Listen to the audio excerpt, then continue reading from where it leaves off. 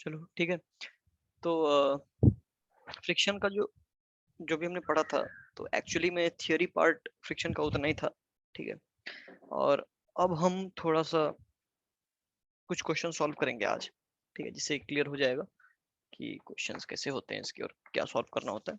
बाकी theory part बस इतना ही था, ठीक है। कि रिकैप थोड़ा सा कर देता हूँ मैं। तो फ्रिक्शन स्टॉप्स मोशन, है ना। फ्रिक्शन स्टॉप्स मोशन, बहुत बढ़िया। और डायरेक्शन ऑफ फ्रिक्शन कैसे निकालते थे हम? डायरेक्शन ऑफ फ्रिक्शन निकालने के लिए हम क्या करते थे कि हाँ, मान लो कि राइट फ्रिक्शन जीरो है और वो जीरो करके जिधर बॉडी का मोशन हो रहा है उसके ऑपोजिट डायरेक्शन फ्रिक्शन रहेगा। डायरेक्शन ऑफ फ्रिक्शन ऐसे निकल गया था। उसके बाद हमने पढ़ा था कि टाइप्स ऑफ फ्रिक्शन, ठीक है। तो दो तरह के फ्रिक्शन होते हैं, पहला स्टैटिक फ्रिक्शन और दूसरा काइनेटिक फ्रिक्शन, ठीक है। स्टैटिक फ्रिक्शन क्या होता है कि इसका वैल्यू जो होता है एफ एस, वो जीरो से लेकर के एक स्पेसिफिक वैल्यू एफ एल तक जाता है, ठीक है। जब बॉडी रेस्ट में होता है तो उस पर स्टैटिक फ्रिक्शन लगता है और वो वैल्यू जीरो से लेकर के किसी एक स्पेसिफिक हाईएस्ट वैल्यू तक जाता है, ठीक है। उसके बाद क्या होता है कि जब वो उस हाईएस्ट वैल्यू पे पहुंच जाता है, उसके बाद अगर फोर्स लगना कंटिन्यू होता है बॉडी पे, उससे ज्यादा फोर्स ये बर्दाश्त नहीं कर पाता है और काइनेटिक फ्रिक्शन में कन्वर्ट हो जाता है, ठीक है। और इस हाईएस्ट वैल्यू की ये हाईएस्ट वैल्यू आया कितना था कितना, तो ये था म्यू एस एन, ठीक है। कि जितना नॉर्मल लग रहा है ना उसको उसको एक नंबर से मल्टीप्लाई करते हैं कोएफिशिएंट ऑफ फ्रिक्शन से, ठीक है। कोएफिशिएंट ऑफ स्टैटिक फ्रिक्शन से हमको मिल रहा था ये एफ एल होता है अपना। और काइनेटिक फ्रिक्शन कितना लगता है? काइनेटिक फ्रिक्शन एक कांस्टेंट क्वांटिटी है, मतलब बॉडी अगर चल रहा है ना, तो regardless of the speed body पे कांस्टेंट काइनेटिक फ्रिक्शन लगेगा। और वो कितना लगेगा? तो म्यू के एन, ठीक है। और म्यू के और म्यू एस ये एक्सपेरिमेंटल वैल्यूज होती हैं, इसके लिए तुमको कुछ नहीं करना, ये तुमको दिया रहेगा, ठीक है। इंडियम ने ये पढ़ा था। एक और फ्रिक्शन होता है रोलिंग फ्रिक्शन, मतलब अलग से है, उतना बड़ा चीज है नहीं। रोलिंग फ्रिक्शन में होता क्या है ना कि लाइक ये जनरली लगता है चक्कों पे, ठीक है। तो चक्कों का एक स्पेसिफिक प्रॉपर्टी होता है, आगे पढ़ोगे रोटेशनल मोशन में पढ़ोगे तुम, कि ये वाला पॉइंट उनका हमेशा जीरो वेलोसिटी पे होता है, ठीक है। तो इसीलिए एक्चुअली में वो कभी मूव कर ही नहीं रहे होते जब मतलब ये वाला पॉइंट एक्चुअली कभी मूव कर नहीं रहा होता है, ठीक है। तो इस पे फ्रिक्शन कम लगता है वगैरह वगैरह, थ्योरेटिकल है ज़्यादा, अभी हमको यहाँ पे नहीं जाना है, ठीक है। चलो, तो आज हमको एक्चुअली क्वेश्चन सॉल्व करके देखना है कि कैसे कैसे क्या क्या हमने किया। थोड़ा हम वाइंड बैक करते हैं अपने न्यूटन्स लॉज ऑफ मोशन पे, ठीक है। हमने जो न्यूटन्स लॉज ऑफ मोशन में क्वेश्चन सॉल्व किए थे ना, वो सारे क्वेश्चंस जो है वो फ्रिक्शन के साथ सॉल्व हो सकते हैं। पुली में हम फ्रिक्शन के साथ सॉल्व नहीं करेंगे, क्योंकि वहाँ पे रोटेशनल मोशन का कॉन्सेप्ट आ जाएगा फिर, ठीक है। तो उस पे बाद में डिस्कस करेंगे हम। चलो एक सिंपल सा क्वेश्चन करते हैं, आराम से सिंपल सा क्वेश्चन करते हैं कि एक ब्लॉक ये है, ठीक है। ये तुम्हारा ग्राउंड है, ठीक है। एक पुली है सिंपल, एक ये ब्लॉक है M1 मास का, और ये थर्ड है यहाँ पे M2 मास के ब्लॉक से, और M2 is greater than M1 and the blocks are sliding. ये दे दिया है तुमको, ब्लॉक्स आर स्लाइडिंग। अगर ये नहीं दिया होता ना तो यहाँ पे एक कंडीशन आ जाता कि हो सकता है कि फ्रिक्शन इतना लग रहा हो सकता है कि फ्रिक्शन इतना लग रहा हो कि कोई ब्लॉक स्लाइड कर ही नहीं रहा हो। ये भी तो हो सकता है ना कि अगर यहाँ पे बहुत ज्यादा फ्रिक्शन लग रहा है तो ये ब्लॉक स्लाइड कर ही नहीं पाएगा, बट तुमको क्वेश्चन में दे रखा है ब्लॉक स्लाइड कर रहा है, तो मतलब एक्सेलरेशन किसी का निकालो, कैपिटल M है मान लो, तो find acceleration of capital M, ठीक है। हेलो, ठीक है ना। हाँ चलो बहुत बढ़िया। तो पहले तो हम एफबीडी बनाएंगे यार सबका, ठीक है। ये M2 एक्चुअली कांटेक्ट में है इससे, M2 कांटेक्ट में। और तुमको दे रखा है क्या कि कोएफिशिएंट ऑफ फ्रिक्शन जो है, ऐसे क्वेश्चन रहेगा, कोएफिशिएंट ऑफ फ्रिक्शन जो है वो म्यू है हर सरफेस के साथ, मतलब बिटवीन ऑल द सरफेसेस। बहुत बढ़िया, ठीक। तो क्वेश्चन कैसे सॉल्व करते हैं ये दिखाता हूँ मैं। पहले M1 का एफबीडी बताओ क्या लगेगा, M1 का एफबीडी बताओ।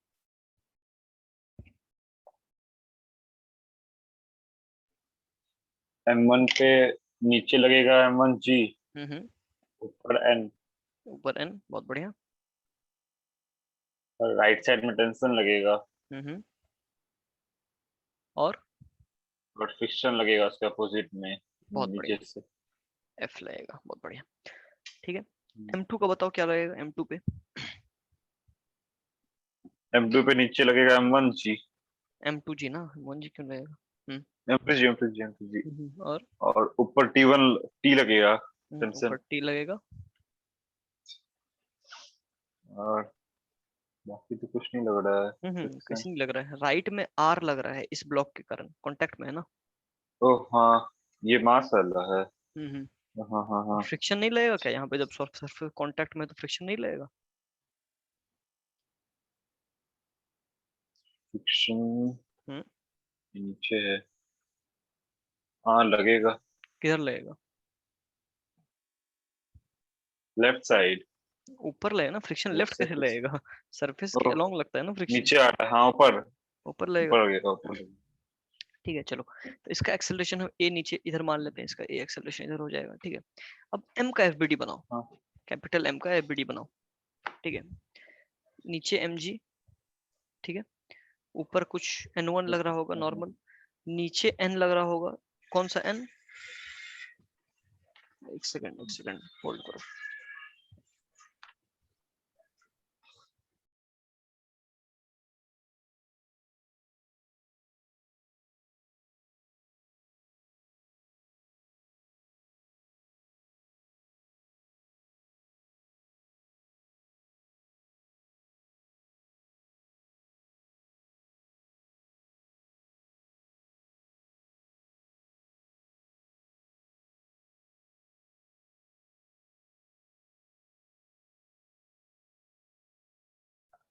हाँ हाँ, तो इस पे देखो N1 ऊपर लग रहा है ग्राउंड के कारण। ठीक है, और ये जो कैपिटल N है ना, वो किसी कारण लग रहा है, तो ऊपर वाले ब्लॉक के कारण।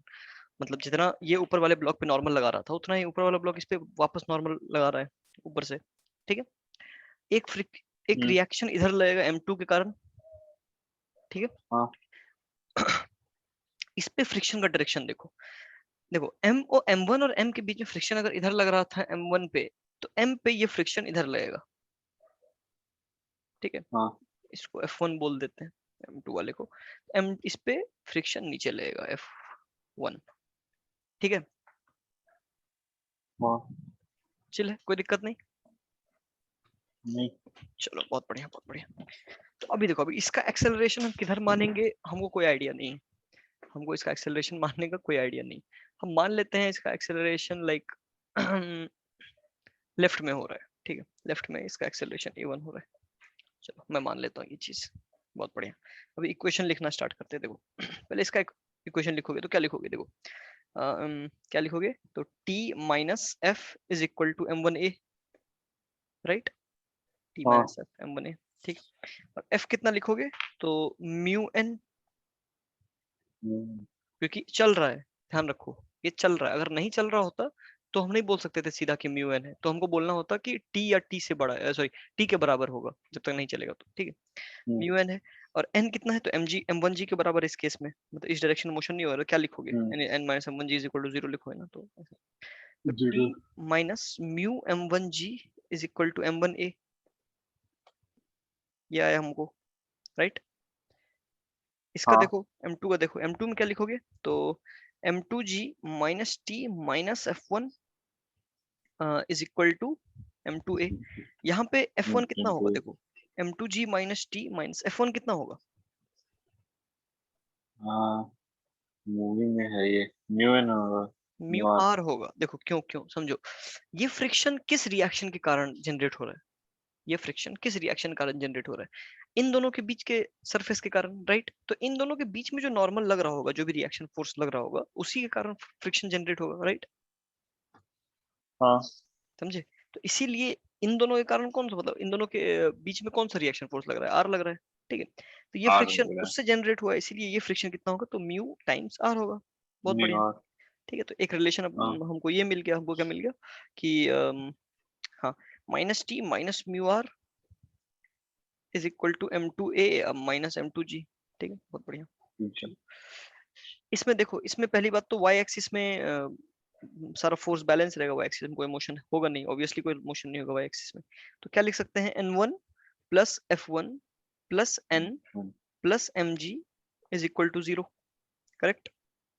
इस पे हाँ एक और फोर्स लगाना भूल गया मैं, इधर एक F2 लगेगा ग्राउंड के कारण, फिर एक्सेलरेशन उधर माना है ना, तो इधर लगेगा हाँ एक F2 ग्राउंड के कारण। चलो गई।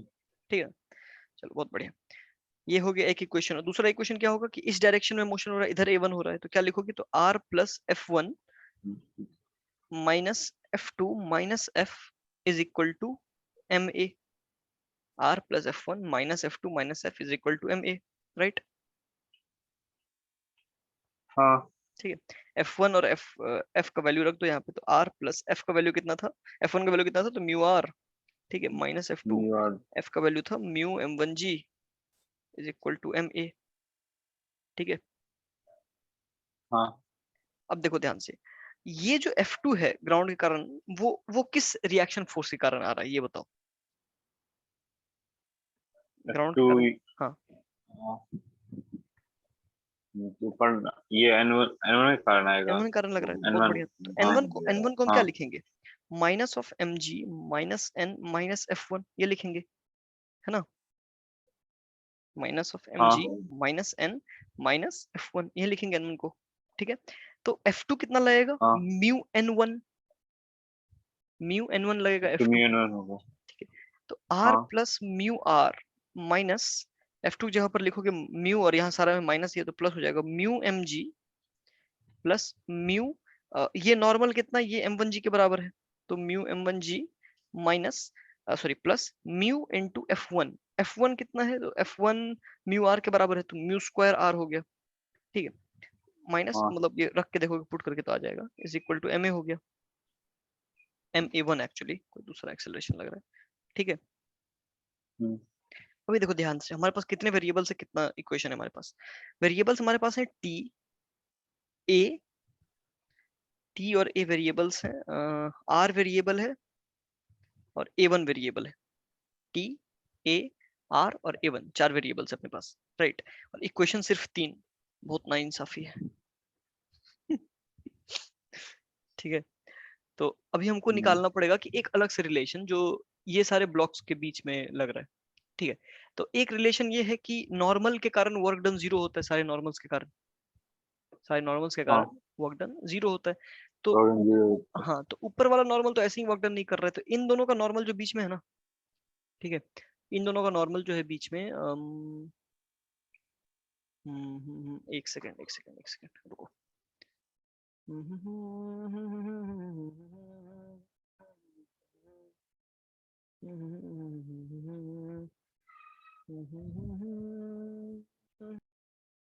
राइट, ठीक है, तो कहाँ थे, राइट, तो हमको लिखना है एक रिलेशन इन दोनों के एक्सेलरेशंस के बीच में। ठीक है, हमको सिर्फ summation of n dot A zero करना है।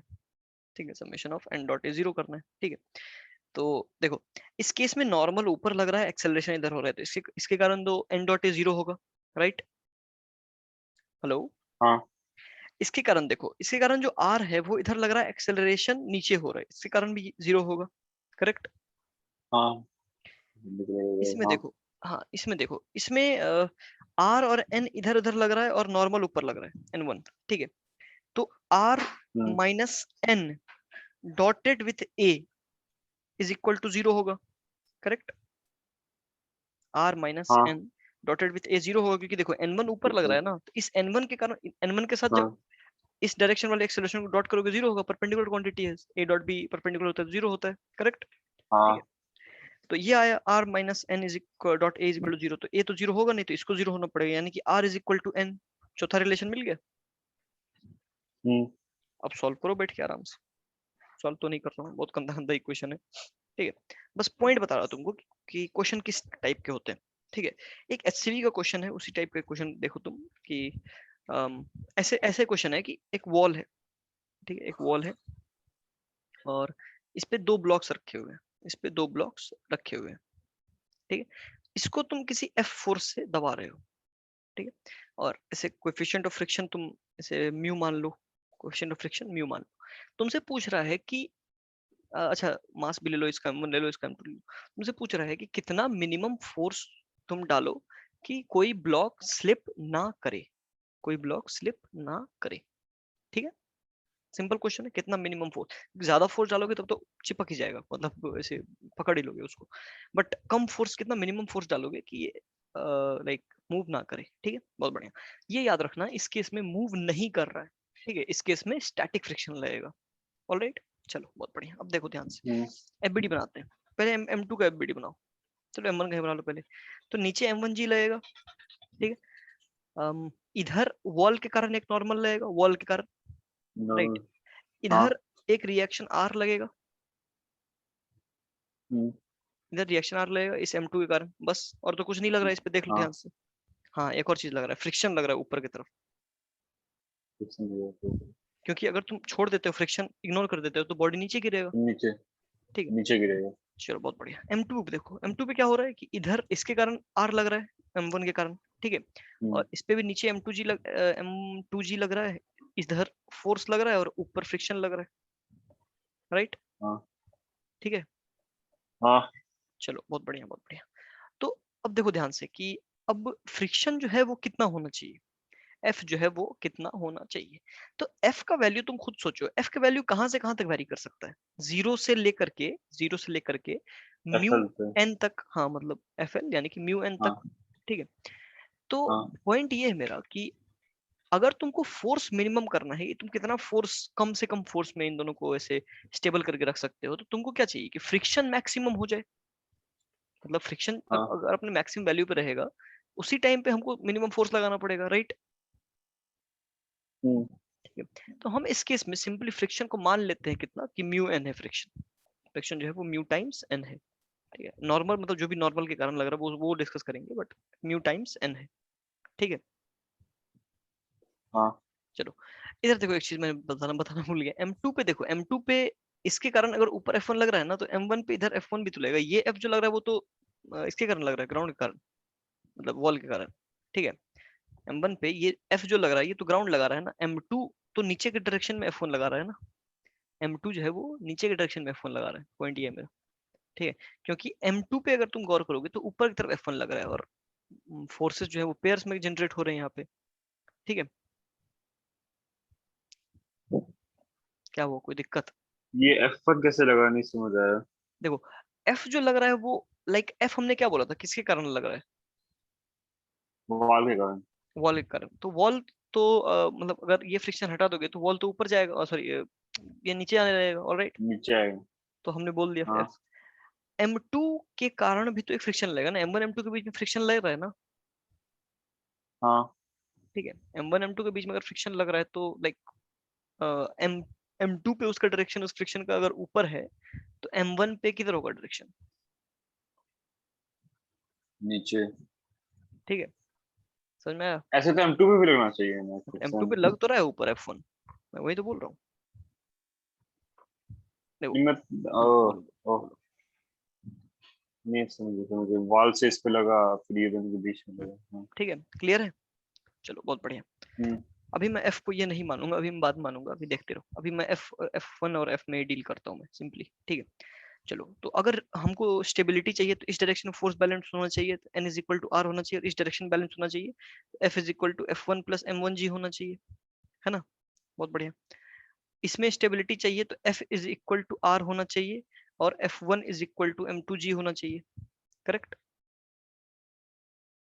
इसमें तो कोई डाउट नहीं होगा अभी तक। बस दो इक्वेशंस लिखे हैं मैंने, x में और नहीं। y में। चलो, चलिए बहुत बढ़िया, बहुत बढ़िया। अब हमको क्या चाहिए कि F is equal to R, F is equal to N है, तो N is equal to F हो गया, N is equal to F हो गया, ठीक है। अब मान लेते हैं कि फ्रिक्शन जो है मेरा वो म्यू टाइम्स N होता है, म्यू टाइम्स नॉर्मल, जिस नॉर्मल के कारण फ्रिक्शन लग रहा है। तो F कितना होगा, तो F तो म्यू टाइम्स N होगा, और F1 कितना होगा, म्यू टाइम्स R होगा। देखो ध्यान से,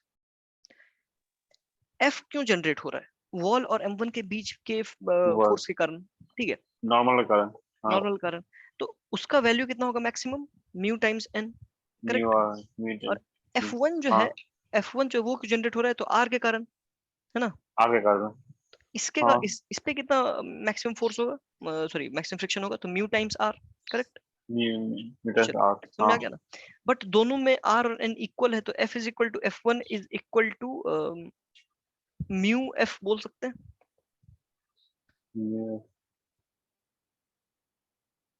बोल सकते हैं कि नहीं। अरे मतलब यहाँ, हाँ अरे ये देखो ना, हाँ एफ हाँ इज इक्वल टू हाँ एम, ठीक है, म्यू एफ बोल इक्वल्स टू सकते आर आर हैं। अब यहाँ पे दिक्कत क्या है, ये देखो यहाँ पे दिक्कत क्या है, यहाँ पे अगर एफ और एफ वन दोनों को तुम सेम रख देते हो ना, तो ये दोनों कट के एम वन जी बराबर 0 आ जाएगा, विच डजंट मेक सेंस। ठीक है, तो इससे हमको क्या पता चलता है कि दोनों फ्रिक्शन अपना मैक्सिमम वैल्यू अटेन नहीं करेगा, दोनों फ्रिक्शन अपना मैक्सिमम वैल्यू अटेन नहीं करेगा। तो मैक्सिमम तुम अगर यहाँ पर F equal to F one रखोगे, दोनों कट जाएगा, ठीक है, एम वन जी इक्वल 0 आ जाएगा, कोई मतलब नहीं है उसका। ठीक है, तो इससे हम बोल सकते हैं कि ये इक्वेशन वैलिड नहीं है। इसका मतलब क्या हुआ कि एफ और एफ वन इक्वल नहीं है, ऑब्वियसली एफ और एफ वन इक्वल नहीं है ऑब्वियसली। तो नहीं ये है। दोनों सेम टाइम पे मतलब हाँ सेम टाइम पे क्या बोलते हैं इसको, इक्वल वैल्यू नहीं रखेगा। अब कितना वैल्यू रखेगा ये देखो ध्यान से, F is equal to F one is equal to mu F अगर मैं मानता हूँ, ठीक है, F one is equal to mu F मानता हूँ मैं, ठीक है, तो एफ वन जब म्यू एफ रखते हैं तो एम एम टू जी बराबर हो गया। ठीक है, तो फोर्स कितना आया, M two G by mu, नहीं फोर्स है। कितना है, M two G by mu. अगर एफ वन को तुम म्यू एफ मानते हो तो एफ कितना आएगा तुम्हारा, M two G by mu plus M one G, इतना फोर्स लगेगा, इतना फ्रिक्शन लगेगा इन दोनों बॉडीज के बीच में, राइट, हाँ M two G by mu plus M one G. दूसरा केस है कि अगर मैं मान लेता हूँ कि एफ मेरा म्यू मतलब म्यू एन के बराबर है, ठीक है, तो म्यू एफ के बराबर है एक्चुअली, एफ जो है मेरा ये वाला फ्रिक्शन, मैंने उसको नहीं माना है, दोनों में से एक ही को मान सकता हूँ मैं, ठीक है, क्योंकि दोनों नहीं हो सकता एक साथ। ठीक है, मैं मान रहा हूँ, और दूसरी बार मान रहा हूँ कि ये वाला फ्रिक्शन जो है ना वो म्यू एफ के बराबर है, ऑलराइट, वो म्यू एफ के बराबर है। इस केस में क्या होगा, इस केस में क्या होगा कि एफ वन का वैल्यू कितना आएगा, तो mu F minus M one G, mu F minus M one G. इससे हमको कुछ नहीं मिल रहा है, इससे हमको कुछ नहीं मिल रहा है, क्योंकि लाइक हमारे हमारे लिए एफ भी अननोन है। ठीक है, तो हमारा पहला अजम्पशन जो था वो सही था, इसलिए हम बोलेंगे कि हमारा फ्रिक्शन जो है, friction between the two blocks, वो हमारा म्यू एफ लग रहा है। ठीक है, और जो कि एम टू जी के बराबर है। इससे हमारा फोर्स कितना आ गया, तो M two G by mu, यानी कि अगर बॉडी को स्टेबलाइज रखना है हमको, तो ये फोर्स इतना होना चाहिए। ठीक है, ये फोर्स इतना होना चाहिए, कितना बस। होना चाहिए। चलो, पता नहीं क्या क्या बोल दिया मैंने अभी क्वेश्चन वगैरह कराने में यही झोल है। चले, चलो देखो, आगे देखो, एक क्वेश्चन और करते हैं। एचसीवी का एक क्वेश्चन करता हूँ मैं। एचसीवी का एक क्वेश्चन है, क्वेश्चन नंबर 27, बहुत अच्छा क्वेश्चन है, ठीक है, बहुत अच्छा क्वेश्चन है। चलो, तो हम 27 नहीं करेंगे ऑब्वियसली, वो खुद करना है। ठीक है, हम 21 नंबर करेंगे। 21 नंबर क्या कहता है, देखो, the friction of coefficient between the board and the floor shown in the figure is mu, find the maximum force down that the man can exert on the rope so that the board does not slip on the floor। देखो क्या बोल रहे हैं, एक ऐसे floor है, ठीक है, इस पे एक बोर्ड रखा हुआ है, ऑलराइट, इस पे एक मैन खड़ा है, ठीक है, ये क्या कर रहा है कि एक सिस्टम है पुली का ऐसा, ठीक है, ये वॉल है तुम्हारा,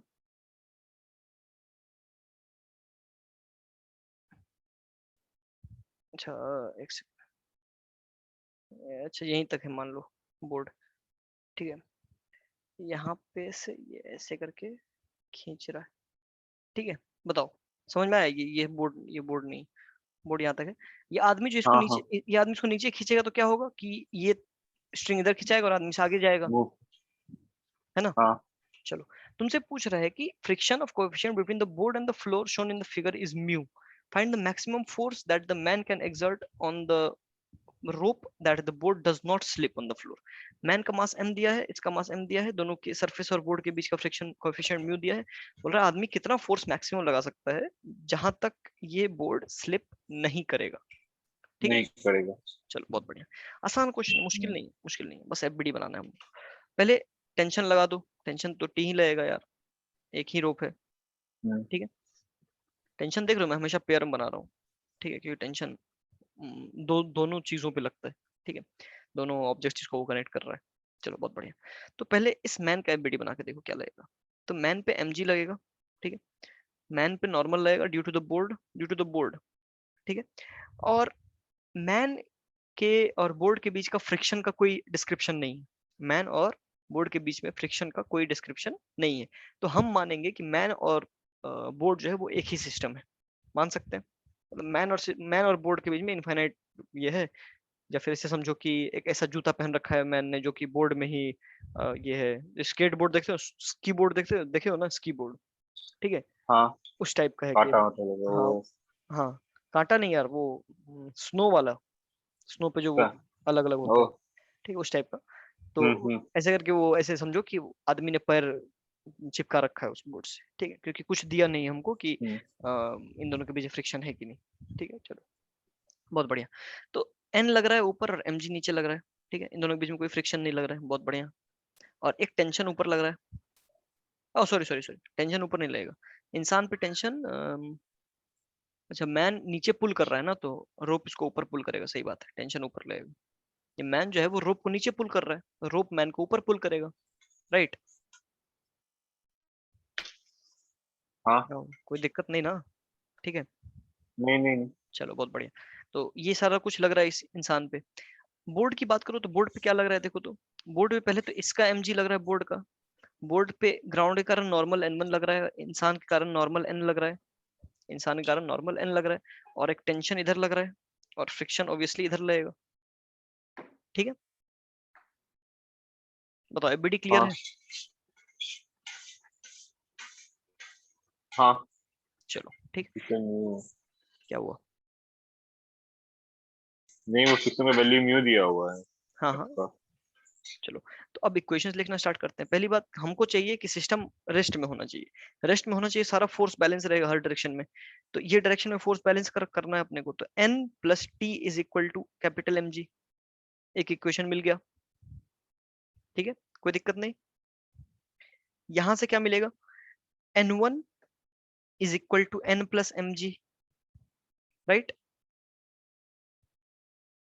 हेलो। हाँ और हाँ इस डायरेक्शन में क्या मिलेगा, F is equal to T, ठीक ठीक है। अब देखो, अगर देखोगे तो चार वेरिएबल दिखेंगे तुमको, एन टी एन वन और एफ, एन टी और एन वन और एफ, बट चार वेरिएबल है नहीं, क्यों, क्योंकि हम मतलब चार वेरिएबल है, सॉरी, हमारे पास एक और इक्वेशन है, एफ जो है वो म्यू टाइम्स एन वन है, एफ जो है वो म्यू टाइम्स एन वन है, क्यों म्यू टाइम्स एन वन है, क्योंकि देखो तुमको क्या बोल रहा है कि मैक्सिमम फोर्स कितना लगाए कि ये मूव ना करे सिस्टम, ठीक है।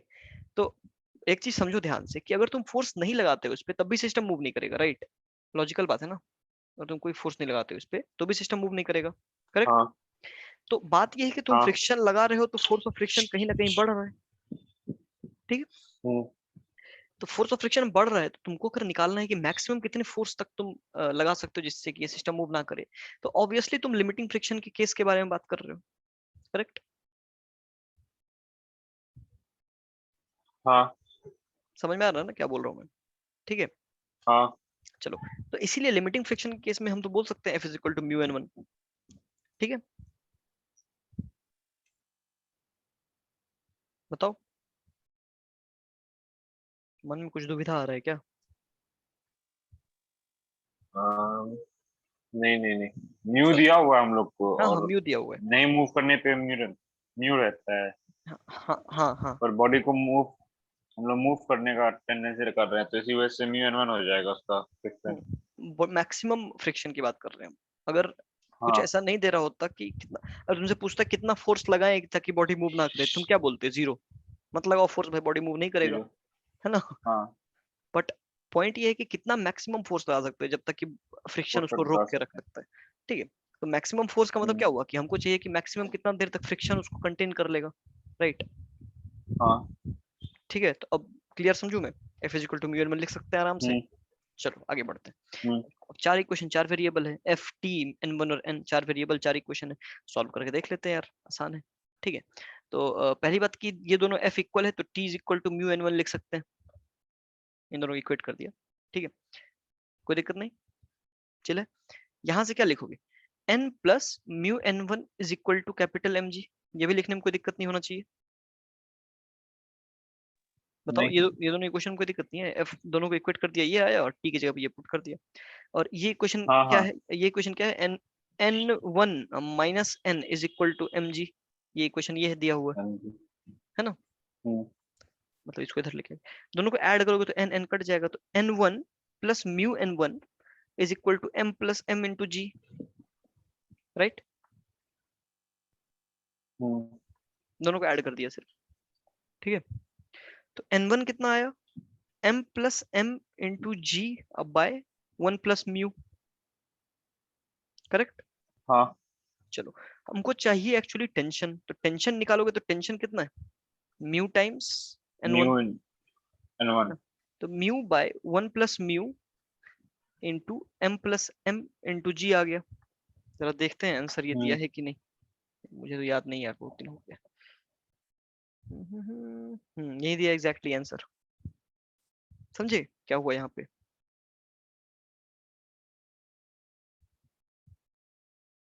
हम्म। हाँ समझ गए। चलो फिर से बता देता हूँ क्या।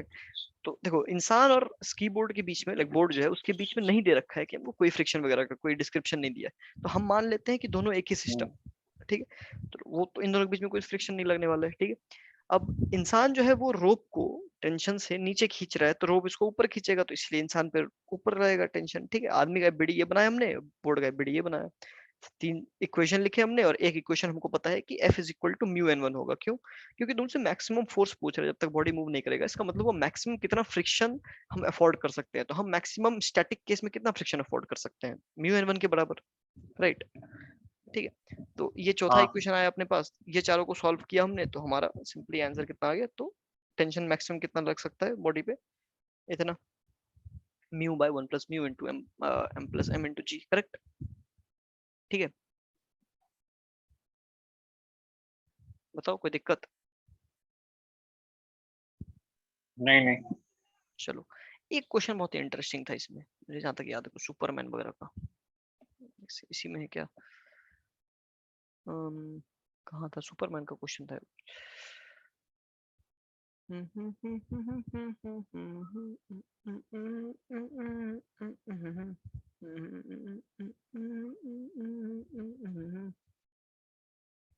पता नहीं कहाँ है सुपरमैन, मिलेगा तो बताना तुम क्वेश्चन जब बनाओगे, ठीक है। चलो एक क्वेश्चन और सॉल्व करते हैं बैठ के आराम से, ठीक है। क्या करूं क्या करूं क्या करूं। चलो मैं कौन सा क्वेश्चन सॉल्व करूं। चलो मैं 16 नंबर कर देता हूँ। 16 नंबर का डेटा बहुत गंदा है यार, मतलब ऐसा मुश्किल नहीं है क्वेश्चन, बट डेटा बहुत गंदा है, ठीक है। रुको। when it slope when the friction goes between the road and the tire is इतना, so that no matter how hard the car will reach the bottom this, चलो यही कर लेते हैं, अच्छा क्वेश्चन ये, ठीक है। 16 नंबर क्या बोल रहा है कि एक ऐसा स्लोप है, ठीक है। ये स्लोप है कितना, 30 डिग्री का, ठीक है। एक कार ऐसे करके चलते हुए आ रहा है, ठीक है, इधर इस डायरेक्शन में आ रहा है कार, और क्या बोल रहा है, a car is going at a speed of 21.6 kilometre per hour. देख रहे हो यही डेटा गंदा था ना, बट ये डेटा गंदा नहीं है, पता है क्यों, क्योंकि तुम मीटर पर सेकंड में कन्वर्ट कैसे करते हैं, 5/18 से मल्टीप्लाई करके, कि 18/5 से मल्टीप्लाई करते हैं यार, 5/18 से करते हैं। 5/18। तो 21.6 को 5/18 से मल्टीप्लाई करके देखो क्या आता है पहले। 6 2 3 है। 1.2 हो गया, 5 इंटू 1.2 6 किलोमीटर मीटर पर सेकंड हो गया, राइट। ठीक है एक, हाँ ठीक है, तो कहाँ थे, हाँ राइट। चले, तो ये आदमी कितने वेलोसिटी से चल रहा है, 6 मीटर पर सेकंड से, ठीक है। चले, अब क्या बोल रही है कि हाँ when it encounters a 12.8 metre long slope, यानी कि ये डिस्टेंस जो है वो 12.8 मीटर दे रखा है तुमको, इस स्लोप का डिस्टेंस कितना है, 12.8 मीटर। अब इसका क्या रेलेवेंस है देखते हैं। Friction coefficient between tyre and the road is, मतलब म्यू तुमको दे रखा है 1/2√3, ठीक है। रोड और टायर के बीच में फ्रिक्शन कितना है, कोएफिशिएंट 1/2√3, ठीक है। ये तुमको बोल रहा है कि लाइक ड्राइवर यहाँ पे आने के बाद कितने भी जोर से ब्रेक मार दे, कितने भी जोर से ब्रेक मार दे, ये नीचे जो पहुंचेगा ना, तो इसका speed greater than 36 kilometre per hour, यानी कि 10 मीटर पर सेकंड से ज्यादा स्पीड होगा ड्राइवर का, और जी हमको 10 लेना है, मीटर पर सेकंड स्क्वायर ऑब्वियसली, ठीक है। कैसे करेंगे, बहुत आसान है, बहुत आसान है, ठीक है। पहली बात तो यहाँ एफबीडी बनाएंगे नहीं, हम एफबीडी बॉडी का यहाँ पे बनाएंगे, करेक्ट, जब से लाइक ब्रेक मारा है। अब समझो ध्यान हाँ। से, अब ये बोल रहा है कि show that no matter how hard the driver applies the brakes. अब how hard the driver applies the brakes का मतलब क्या तुमको दिमाग में आ रहा है, बताओ। कितना जोर से ब्रेक मार रहा है, हाँ, तो उससे क्या होगा, ज्यादा जोर से ब्रेक मारने से कितना होता क्या है? सही ज्यादा जोर से मारने पे बॉडी को ज्यादा रुकने का ट्राई करता है, ज्यादा फोर्स लगाता है नहीं रुकने के लिए, मतलब नहीं, फिजिकली फ्रिक्शन क्या हो लगाता रहा है है ज्यादा, बॉडी पे? हाँ सही बोल रहे हो, बट बॉडी में ब्रेक क्या होता है? ब्रेक फ्रिक्शन लगाता है। ब्रेक, सही बात है, सही बात है, सही बात बोल रहे हो, बट बॉडी में बोल रहा हूँ, जैसे तुम बाइक चला रहे हो, ठीक है, तुमने थोड़ा सा ब्रेक मारा, ठीक है, थोड़ा सा ब्रेक मारा तो क्या होगा, और तुमने अचानक से डिस्क ब्रेक पूरा मार दिया तो क्या होगा? डिस्क देखो, ब्रेक मारने बॉडी अचानक से रुक जाता है तुरंत। अचानक से रुक जाता है, कहने का मतलब ये हुआ कि जो रोल कर रहा है ना चक्का, वो जीरो हो जाता है अचानक से, जो रोल कर रहा है चक्का वो बंद हो जाता है, करेक्ट? समझे बात को? हम्म, मतलब तुम ही बता रहे हो ना कि अगर, तो अगर तुम थोड़ा सा ब्रेक लगाते हो हाँ। क्या होता है, चक्का रोल करना स्लो हो जाता है, राइट? और अगर तुम हार्ड ब्रेक लगाते हम्म, हो, मतलब क्या हुआ कि चक्का स्किड करने लगता है, ये जीरो हो जाता है, मूवमेंट नहीं होता, चक्का फिर स्किड करने लगता है, करेक्ट? हम्म, ठीक है, तो हार्ड ब्रेक का मतलब ये हुआ कि चक्का स्किड कर रहा है, स्किड करने का मतलब ये हुआ कि रोलिंग फ्रिक्शन नहीं लग रहा है उस पर, अब वो बॉडी मूव तो कर रहा है बट स्किड करते हुए, यानी कि उस पर कौन सा फ्रिक्शन लग रहा है, काइनेटिक फ्रिक्शन, करेक्ट? समझे बात को, क्या बोलना चाह रहा हूँ मैं?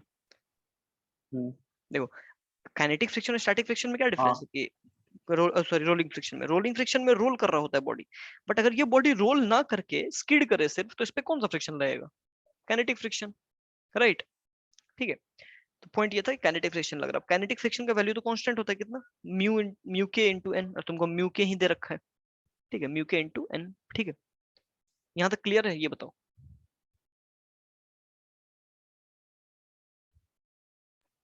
हाँ क्लियर है।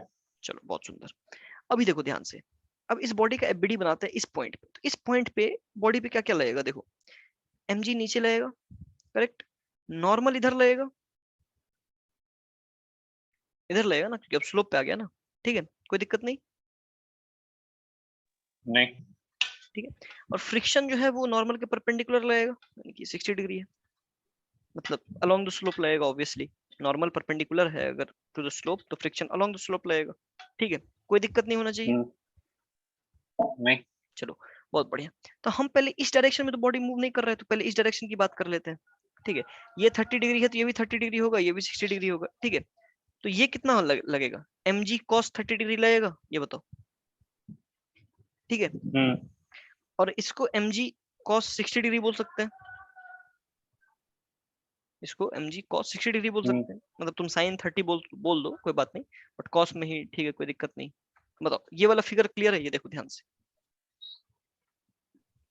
ध्यान से देखो आराम हम्म, से, ठीक है, स्लोप के परपेंडिकुलर नॉर्मल लग रहा है, स्लोप के अलोंग एफ लग रहा है, एमजी नीचे लग रहा है, ठीक है, एमजी को दो कंपोनेंट हमने तोड़ दिया, एक एमजी कॉस 30 जो कि नॉर्मल के अगेंस्ट लग रहा है, और एक एमजी कॉस 60 डिग्री जो फ्रिक्शन के अगेंस्ट लग रहा है, क्लियर है? ठीक। हम्म, चलो बहुत बढ़िया। तो अभी देखो ध्यान से, पहली बात तो इस डायरेक्शन में मोशन नहीं हो रहा है, इस डायरेक्शन में मोशन नहीं हो रहा है, तो हम सिंपली लिख ना। सकते हैं N is equal to M G cos 30 degree, N man. हाँ। ठीक है, एम जी कॉस 30 डिग्री का मतलब कितना हुआ, तो एम जी इंटू कॉस 30 का रूट 3/2, नॉर्मल कितना लग रहा है, तो रूट 3 एम जी बाई 2, कोई दिक्कत नहीं। नहीं। चलो, फ्रिक्शन कितना लगेगा,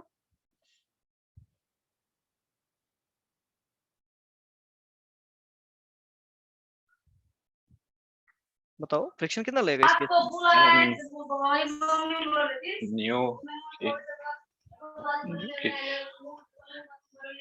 न्यू के उसके बाद फिर M cos root E M root 3। बहुत बढ़िया, बहुत सुंदर, बहुत सुंदर, ठीक है, सही बोल रहे हो तुम।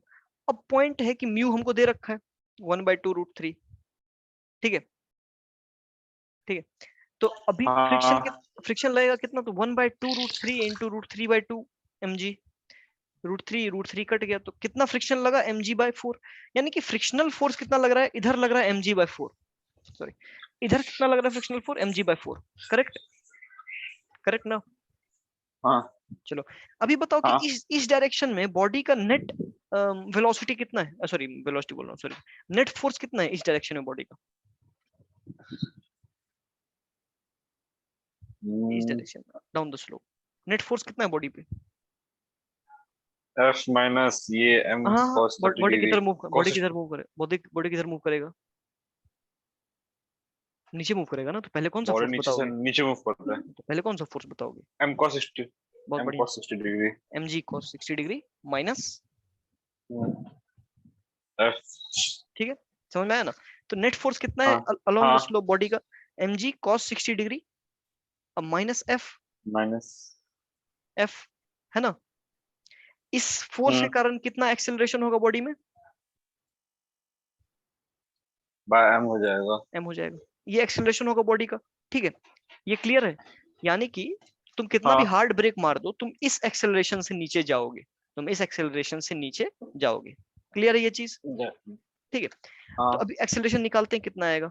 cos 60 मतलब हाफ हो गया, फ्रिक्शन mg/4 है बाई m, ये कितना हो गया? तो mg/2 माइनस mg/4 हो गया बाय m, यानी कि g/4 हो गया, करेक्ट?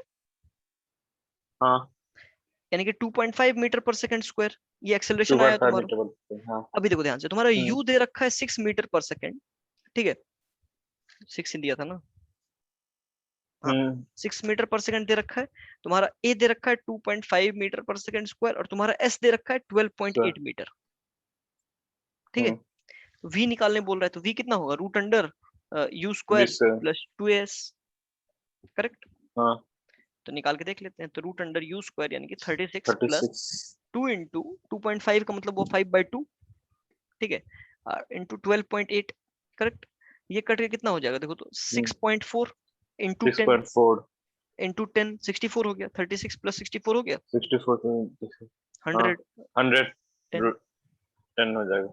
यानी कि तुम कितना भी हार्ड ब्रेक मार दो, तुम्हारा मिनिमम मतलब मिनिमम तुम इतना वेलोसिटी तो से तो नीचे पहुंचोगे ही, ठीक है। अगर तुम इससे कम ब्रेक मारते हो तो तुम मतलब रोल करते रहोगे, तो तुम्हारा एक्सेलरेशन तो होगा ही, फ्रिक्शन इतना नहीं लगेगा। अगर इतना फ्रिक्शन नहीं लगता है तो मतलब क्या हुआ कि जो फोर्स तुमको नीचे खींच रहा था, जो फोर्स तुमको नीचे खींच रहा था, उसको नीचे ज्यादा अपोज नहीं कर पाएगा फ्रिक्शन, तो तुम्हारा एक्सेलरेशन ज्यादा होगा और तुम्हारा वेलोसिटी ज्यादा होगा। ये तुम्हारा मिनिमम वेलोसिटी है जब तुम स्लोप से नीचे गिर रहे हो तो। बताओ, क्लियर है ये चीज क्वेश्चन? हम्म चलो ठीक है, कोई डाउट नहीं? नहीं। चलो, तो पॉइंट यही था फ्रिक्शन का, कि फ्रिक्शन बस एक एक्स्ट्रा फोर्स है। फ्रिक्शन में बस एक ही चीज याद रखने लायक है कि अगर स्टैटिक फ्रिक्शन लग रहा है तो उसका वैल्यू 0 से लेकर के म्यू एन तक होगा, ठीक है। अगर काइनेटिक फ्रिक्शन लग रहा है तो उसका वैल्यू म्यू इंटू एन होगा, ठीक है। बस ये दो कॉन्सेप्ट तुमको रखना है, बाकी जितना न्यूटन लॉज ऑफ मोशन में किया था ना, बस वही पॉइंट है, वही बार बार दोहराया जा रहा है, वही बार बार दोहराया जा रहा है, ठीक है। चले, तो हम्म बस इतना सा हमको याद रखना है, बस इतना सा याद रखना है, बाकी कोई दिक्कत नहीं, ठीक है। तो क्वेश्चंस तो हमने अभी किए, अब तुम लोगों को क्वेश्चन करना है, ठीक है। हमको बस इतना क्वेश्चन करना था मुझे अभी। अब तुम लोगों को क्वेश्चन करना है, तुम लोग बनाओगे, रुको, चलो ठीक है, इसको खत्म करते हैं रिकॉर्डिंग को, ठीक है।